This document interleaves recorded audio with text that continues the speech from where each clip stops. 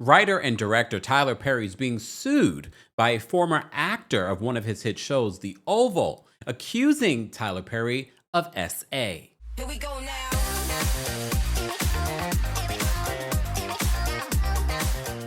Welcome back to the Kempire channel, your number one source for pop culture news and music, entertainment, reality TV, and so much more. As always, be sure to like this video, subscribe to the channel, and hit that notification bell so you never miss out on breaking news when we go live or when we upload. So as you know, Tyler Perry has been doing press for his new hit movie, Straw, starring Taraji P. Henson. So the timing of this lawsuit, a lot of people are calling out. Well, one of his former actors are calling him out in a $260 million lawsuit. TMZ has the report stating this. It said Tyler Perry is facing an accusation of sexual assault, a claim coming from an actor on his long-running TV show, The Oval, and one Tyler Perry's camp calls a scam. Derek Dixon filed a lawsuit against Tyler Perry, and in the docs, he claims that he and the director met at an event back in 2019. In Derek's words, Tyler picked him out of the crowd and asked him for his phone number, suggesting that he might have a role for him. As it turns out, he did. Derek says that Tyler gave him a small role in 2 episodes of a show called Ruthless. Then, in January of 2020, Derek says that Tyler invited him to his Atlanta home and he accepted, hoping to build a friendship that would lead to more acting gigs. But according to the suit, while there, Derek drank too much and ended up sleeping in a guest bedroom.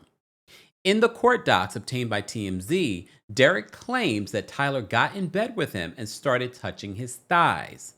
And although he rejected the advances that night, he claims Tyler remained interested. Shortly thereafter, Derek says that he landed the role of Dale in The Oval, great for his career, but he claims it was around this time that Tyler also started firing off sexually suggestive text messages, including asking what Drew's sexual preferences were and telling him that he has sex with men. It should be noted, Tyler Perry at this particular point has never come out as homosexual. There have been a lot of rumors about him possibly being homosexual, but Tyler has never confirmed. I don't even think he's even denied it either. Derek also notes his character Dale was written as gay, homeless, and desperate store clerk who had to sleep with other characters for a place to stay.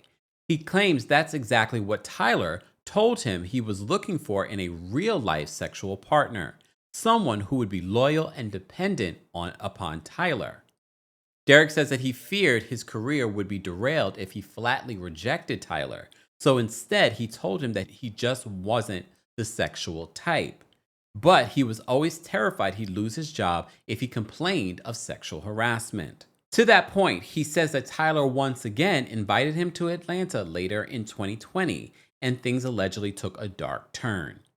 Derek claims that Perry greeted him warmly, but quickly started a sexually charged conversation, like asking him if he likes it rough in bed, and then grabbed Derek by the throat while saying, "Look how excited you just got."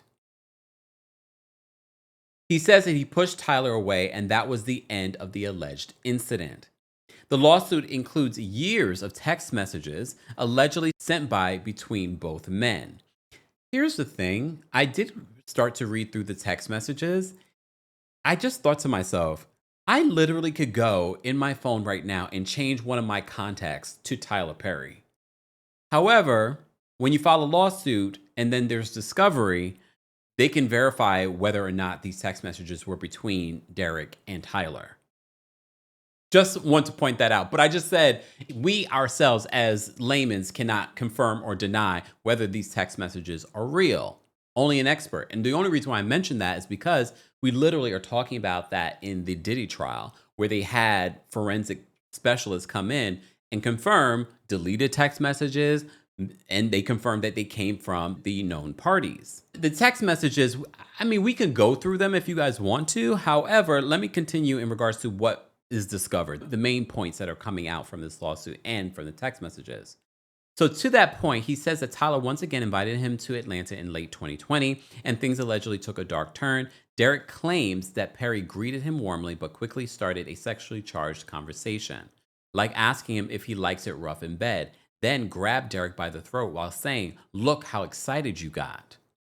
He says that he pushed Tyler away and that was the end of the alleged incident. The lawsuit includes years of text messages allegedly sent by between both men. Most of the ones Tyler allegedly sent are sexually charged. For instance, one reads, "No straight man would be going on walks with you or cooking dinner for you unless they wanted to F you. I would F you."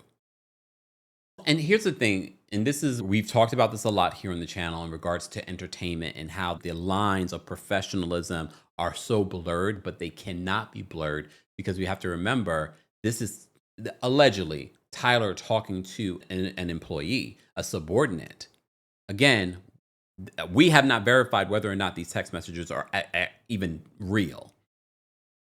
We can't even go by that. And you can edit text messages now too. That's the crazy thing. They said the most aggressive incident allegedly went down in June of 2021, again at Tyler's Atlanta home. Dixon was staying in the guest house and wearing only his underwear when he says that Tyler came in to give him a goodnight hug. Wait a minute. I mean, I get it because we've talked about this before when, women are in these positions, but now we have another instance where you're staying at Tyler's home and you've already turned him down and he's made multiple advances. And I also will see in the comment section, people will have a different response versus a man versus a woman.